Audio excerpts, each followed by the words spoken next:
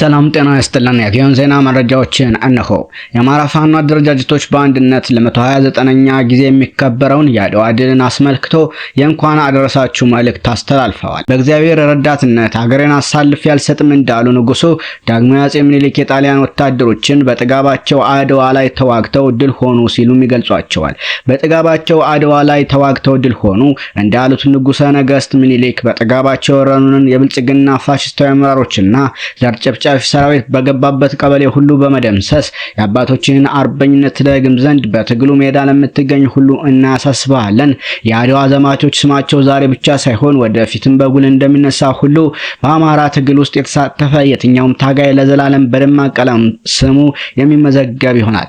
ስለሆነ መላ የአማራ ሕዝብ፣ የኢትዮጵያ ሕዝብና በውጭ ሀገር የምትኖሩ ኢትዮጵያውያን፣ ትውልደ ኢትዮጵያውያን ትግላችንን እንደምትደግፉና ከአማራ ሕዝብ ጎን እንደምትቆሙ እያሳሰብን እንኳን ለአድዋ የድል በዓል አደረሳችሁ አደረሰን እላለሁ። መልካም በዓል። ህሉናችን በተባበረ ክንዳችን። የአማራ ፋኖ አንድነት በጎንደር፣ የአማራ ፋኖ በጎጃም፣ የአማራ ፋኖ በሸዋ፣ የአማራ ፋኖ በወሎ ቤተ አምሐራ የወለጋ ክፍለ ሀገር ህዝብ ይዛሞ ገልጸው። ይህ በእንዲህ እንዳለ የአባይ ሸለቆ ብርጌድ ካሲናው ለወራት ያሰለጠናቸውን ልዩ ሁለተኛ ዙር ኮማንዶችን አስመርቋል። የሳሙኤል አወቀ ክፍለ ጦር ትልቁና ቀዳሚ የሆነው የአባይ ሸለቆ ብርጌድ ከአስደናቂ ጀብድና ተጋድሎ ጎን ለጎን አስቸጋሪ ከሚባሉት መልክዓ ምድር ያሰለጠናቸውን አዲስ ሁለተኛ ዙር ኮማንዶዎችን የካቲት 22 2017 ዓ.ም በደማቅ ሁኔታ አስመርቋል። በምርቃት ፕሮግራሙ ተገኝተው መልእክት ያስተላለፉት የአማራ ፋኖ በጎጃም ፖለቲካዊ ዘርፍ ኃላፊና ምክትል ሰብሳቢ አርበኛ አስረስ ማረ ዳምጤ በተደራጀና በተሻለ ወታደራዊ ስልጠና በመታገዝ በሁሉም ቀጠናዎች ፕሮፌሽናል ወታደር እየገነባን እንገኛለን። የምንታገለው ለአማራ ህዝብ ህልውና፣ ርዕዮታችንም የአማራ ብሔርተኝነት ሲሆን የትግል ስልታችን በህዝባዊ እምቢተኝነት የታገዘ የትጥቅ ትግል በማድረግ በመሆኑ ከዚህ መስመር ንቅንቅ የሚያደርገን አንዳች ምድራዊ ኃይል የለም በማለት ለሰራዊቱና ለተመራቂዎቹ ጠንካራ መልእክት አስተላልፈዋል።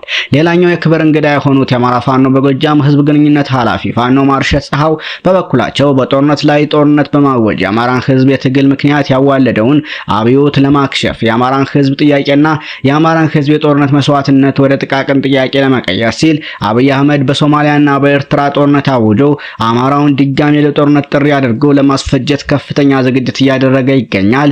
ይሁን እንጂ አማራው ከእንግዲህ የሚዋጋው ለህልውናው፣ ለነጻነቱ፣ ለክብሩ፣ ለማንነቱ እንጂ የአብይ አህመድን ጥሪ ተቀብሎ የሚሄድ አርሶ አደርና ወጣት እንደማይኖር አረጋግጥላችኋለሁ በማለት የአብይ አህመድን ጥሪ ውድቅ አድርገዋል። በዚህ ታላቅ ምርቃት ፕሮግራሞች ላይ በርካታ መልእክቶች የተላለፉ ሲሆን የአማራ ፋኖ በጎጃም ማህበራዊ ሚዲያ ዘርፍ ኃላፊ ፋኖ ጥጋቡ መኮንን፣ የሳሙኤል አወቀ ክፍለ ጦሮች፣ የአባይ ሸለቆ ብርጌድ አመራሮችና አባላት በተገኙበት በድምቀት ተከብረዋል። ይህ በእንዲህ እንዳለ ለአስጨራሽ በሆኑ ተከታታይ 10 ወደ ውጊያዎች በድል የተወጣው ብርጌዱ ሁለተኛ ዙር ኮማንዶችን አስመርቀው ለተሻለ ግዳጅ ሰራዊቱን እያደራጀ ሲገኝ በጎጃም ክፍለ ሀገር የመጀመሪያው ብርጌድ የሆነው አባይ ሸለቆ በተመሳሳይ የመጀመሪያውን ልዩ የፋኖ ኮማንዶ ኃይል ግንቦት 8 2016 ዓ.ም ማስመረቁ ይታወሳል ሲል ፋኖ ባየ ደስታ የሳሙኤል አወቀ ክፍለ ጦር ህዝብ ግንኙነት ገልጿል። በተያያዘም ኮሎኔል አበላይ ከበደ አጃቢዎች ከጓሃ ጽዮን አባይን ተሻግረው አባ ኮስተር ብርጌድን ተቀላቅለዋል። የአብይ አህመድ የግል ማፊያ የሆነው መከላከያ ሰራዊት የሀገርን ዳር ድንበር የዜጎችን የመኖር መብት የመጠበቅ ኃላፊነቱን ዘንግቶ ይልቅስ የጥቂት ወሮ በላ ጸረ አማራዎችን ወንበር ለማስቀጠል ጥሮ ግሮ ነዋሪውን ህዝብ እየጨፈጨፈ መሆኑን ያለበት ወቅታዊ ሁኔታ በመረዳት የኮሎኔል በላይ ከበደ አጃቢዎች ታሪኩ ዳሩና ኡመር ደርብ አንድ ስናይፐርና አንድ ተርተር ጥቁር ክላሽ ከነሙሉ ትጥቃቸው በመያዝ ከኦሮሚያ ጓሃ ጽዮን አቆራርጠው የአማራ ፋኖ በጎጃም 8ኛ በላይ ዘለቀ ክፍለ ጦር አባ ኮስተር ብርጌድን ተቀላቅለዋል። ይህ በእንዲህ እንዳለ የአማራ ፋኖ በጎጃም ጃዊ መተከል 4ኛ ክፍለ ጦር የ9ኛው ብርጌድ ጥምር ጦር በሰሩት አስደናቂ ኦፕሬሽን በጠላት ላይ ከፍተኛ ኪሳራ ማድረስ ችሏል። በቀን 22 የካቲት 2017 ዓ.ም የ4ኛ ክፍለ ጦር ከ9ኛው ብርጌድ የተውጣጡ ነበልባሎች የበረሃ መብረቅ የበረሃ ተርቦቹ የጃዊ መተከል አናብስቶች ወደ ጠላት ቀጠና ሰርገው በመግባት ሞሰቤት ከተባለ የጠላት ካምፕ ክብ ሰርክል በሰርተው በመግባት ጠላት የያዘውን ምሽግ በመስበር የወገን ጦር የጠላትን ምሽግ በመጠቀም የአብይን ወንበር አስጠባቂ ቡድን ድባቅ መምታት ችሏል።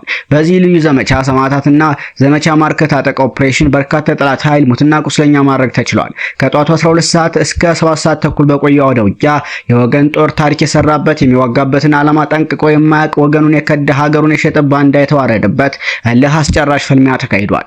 ጠላት የደረሰበትን ከባድ ምት ለማካካስ የቆረጣ ስልት በወተት በር መድኃኒዓለም ያደረገ ቢሆንም ጀግናው ታሪክ ሰሪው አይበገሬው የኢትዮጵያ ኩራት ፋኖ ይህንን ቆረጣ በመመከት የቆረጠውን ጠላት በመቁረጥ ፈርጣማ ክንዱን በጠላት ላይ በማሳረፍ ሙትና ቁስለኛውን እያስረከረከ እግሬ አውጭኝ ብሎ ወደ መጣበት ፈርጥጧል ሲል የአማራ ፋኖ በጎጃም ጃዊ መተከለ 4ኛ ክፍለ ጦር ህዝብ ግንኙነት ኃላፊ ፋኖ ያዕቆብ ጌታሁን ገልጿል። ሰሞነኛ መረጃዎች እነኚህን ይመስሉ ነበር።